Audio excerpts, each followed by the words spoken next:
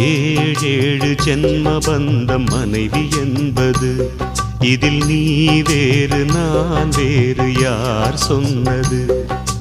கல்யாணமே ஒரு தெய்வீகமே, சம்சாரமே அதன் சந்தோஷமே, ஒரு வானும் நிலவும் பிரிந்து வாழுமா?